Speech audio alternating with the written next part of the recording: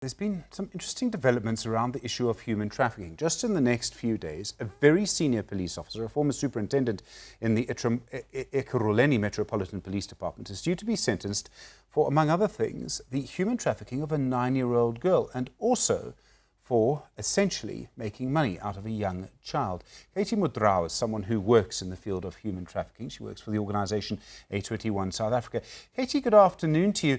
One of the things I think around discussions around human trafficking can get bogged down in is what is the actual definition. To me, when I think of human trafficking, I usually think of prostitution and people often being moved across national borders. But I think there is a bigger definition as well. That's correct. Thanks for having me, Stephen, and good afternoon to you too. Yes, the definition of human trafficking is far broader than that.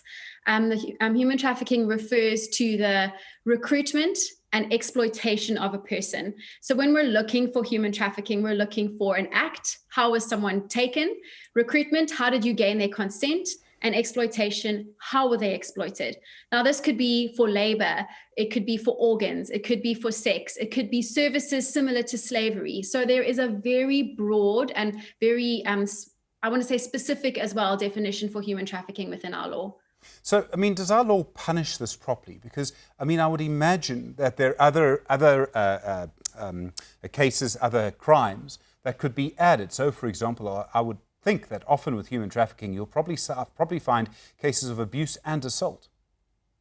Totally. Usually it's coupled with racketeering, sexual offenses. There's usually some kind of money laundering, often coupled with drugs and other types of organized crime. Because remember, human trafficking is an organized crime. It's not just opportunistic. I believe the legislation dictates that there should be very stringent punishment for this, jail time up to life imprisonment and fines up to R1 million. But we have yet to see this coming through in all the cases that are prosecuted. But I believe our law makes provision for it, yes. Is it generally younger people who are more vulnerable? Sure, there are many things that render people vulnerable. In South Africa, 54% of our population is vulnerable to human trafficking. But yes, being a child, being underage is something that renders you vulnerable generally. Other vulnerabilities could be access to opportunities, access to information, access to education, safety, running water, family support, drug addiction. Those are all individual vulnerabilities, but then we can also look at systemic vulnerabilities. So those are things that we as an individual have no control over. It could be government structures, the GDP of the country, complicity and corruption, as we've seen with this case that you've mentioned. All of those are factors that render people in a country vulnerable that an individual has very little control over.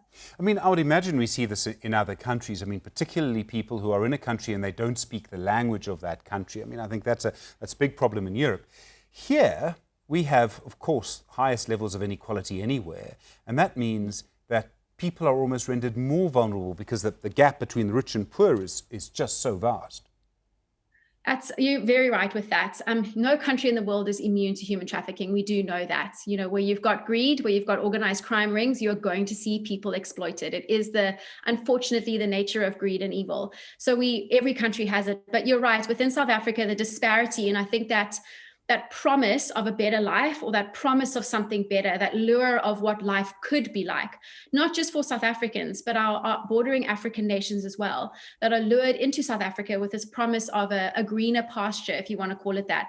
And that is a very, very common way that victims are lured. False job opportunity, false economic gain. And what they find themselves in is this awful exploitation where, you know, as we read in that case, the girl's walking away with 50 Rand, but at what expense was she exploited for that, you know? And so I think that that's something that one needs to really be aware of, is the promise of something that's actually not really there. And of course, with extreme levels of poverty comes extreme desperation. People will do anything to get out of the situation that they're in. That's exactly it. And crime rings and organized crime rings, that's exactly what they prey on, is that desperation and that vulnerability that we see. I mean, you can also imagine with COVID how vulnerabilities have increased and spiked. And so we are expecting to see, you know, increase of as rescues are happening across the next couple of months. We're expecting to see these stories of, because of the vulnerability of COVID, this is what we were driven to. And so, yeah, it's all factors that one needs to be aware of and take into account. So, I mean, what do we do as a society to stop this? And I mean, there's some things that sort of structural things that we can't change. We've tried very hard to change our inequality and frankly failed.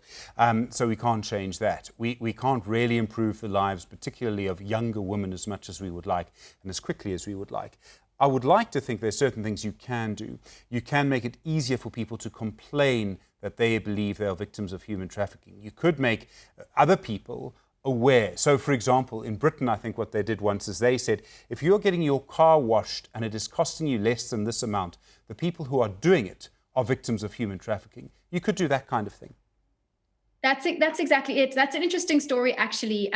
We also have an office in the UK, and we have a campaign called Can You See Me, which is a public awareness campaign. And that's exactly what you're doing, is you're drawing awareness to the public to what human trafficking looks like that you may not know.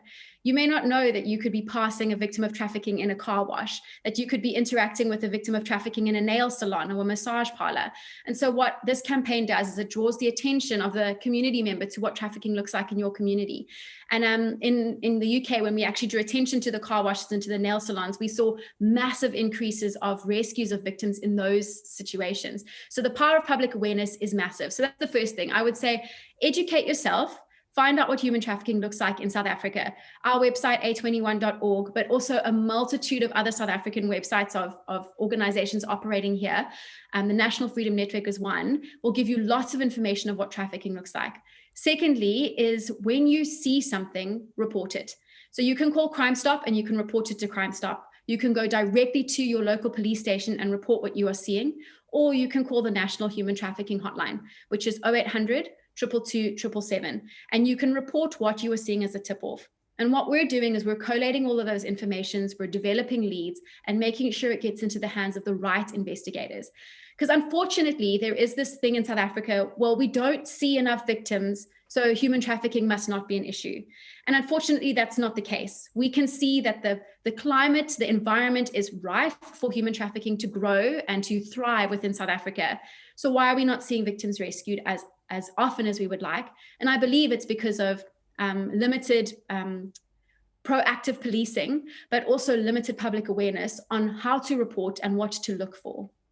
There's so many aspects to it. And I mean, we will see all of these estimates. And sometimes, I mean, some of the numbers are frankly scary. Some people might not believe them because the numbers are so high. Is it possible to provide an estimate? And in some ways, I mean, I remember stories, I think the Weekly Mail, I mean, that dates me, a newspaper that, you know, has changed many times since then, used to report on people who were brought illegally across the border from Mozambique in this way. It's been going on for a long time. Do we have a number of how many people are being exploited like this? So in South Africa, there is an estimation from the Global Slavery Index that it's a condensed population of 2.8 per 1,000 people, or sorry, a prevalence rate of 2.8 per 1,000 people. So if you think about in your area of work or when you're traveling, now that the airports are open again, how many thousands of people you could come across in a day, and how many potential victims you could be rubbing shoulders with. That is the estimation from the Global Slavery Index. But I will say that the Department of Science and Innovation, along with USAID and COLISA, are rolling out incredible research across South Africa at the moment. And so we're hoping to see those results soon, which should give us a very strong indication of numbers, but also the scope and the way human trafficking happens in far more detail across South Africa. So keep your eyes peeled. There will be more numbers coming soon. Thanks very much indeed. An important conversation. Katie Modrau from A21. Really do appreciate it. And it does show you how deep this problem is and how it runs in our society. Katie, thank you.